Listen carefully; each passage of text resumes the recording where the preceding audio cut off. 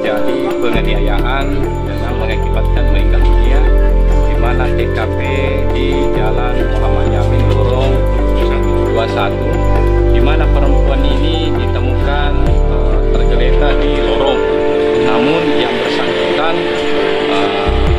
setelah kita lakukan penyelidikan, ternyata yang bersangkutan ditemukan beberapa tikaman yang bersarang di tubuhnya korban perempuan Sabit.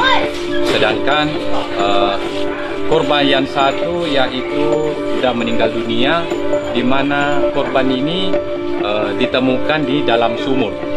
Dengan inisial yang kita untuk sementara melakukan penyelidikan, sementara unit lapangan, unit Resmo Polres Tabes Makassar dengan Polsek Makassar melakukan pengejaran terhadap pelaku yang dicurigai seperti itu. Oh, ada 2 korban ini.